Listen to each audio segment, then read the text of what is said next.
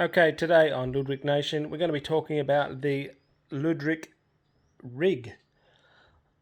The float, the hook, the sinker, the line, all that stuff. Now, traditionally, that has been a bit of a secret. The old tackers, they like to keep it to themselves, but today we're going to be sharing all that information. So, of course, we're going to start down there. You can see with the reel coming through the eyes of the rod. And then the first thing we're going to look at is the float stopper. These are tiny little bits of rubber. And you can see I put two on just to make it work a little bit better. And then you can see we have a little red bead. And the little red bead stops the rubber grommet from going in the eye of the float.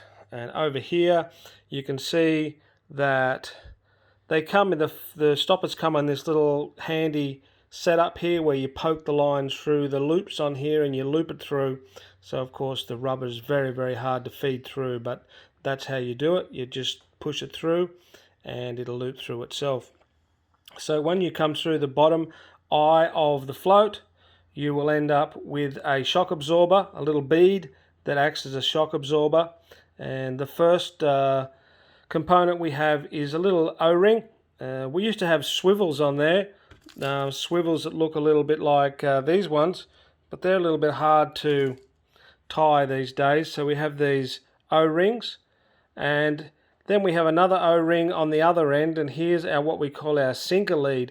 Our sinker lead is made up of this heavy line. It is 25-pound monofilament line. And let me just show you, of course, going back to the main line. It's a float line.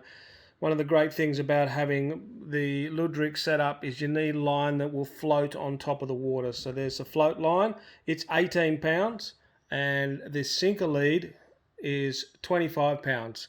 So the sinker lead has a shock absorber each side of the actual sinker, and we showed you in a previous video how to set up your sinker for this particular size float. Then on the end of the other, just pull this out to get the other O-ring, we have a snap swivel, and the snap swivel is used on the leader.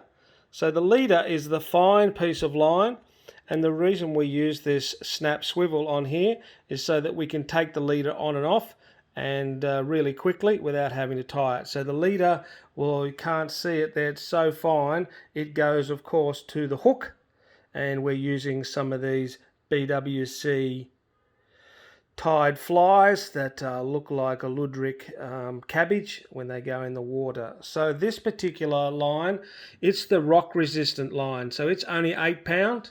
The whole idea is this rock resistant line, I mean, it's going to be in the rocks all the time, so you'll actually need to have that type of line.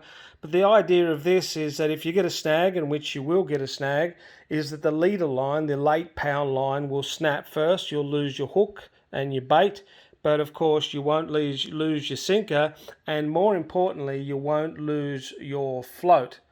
So the float's here, it's on 18 pound line, the sinker's on 25 pound line, so the 8 pound line will go first. The other good thing to do is to make up a few more leaders. So I've got a couple more snap swivels here with a couple more leaders on here, one with different coloured weed, one with just a hook by itself, so we can do a little bit of maybe put a prawn on or do that sort of information. So there we have the Luderick setup for fishing tomorrow, Easter Monday, and I hope you enjoy. If you've got any questions, let me know.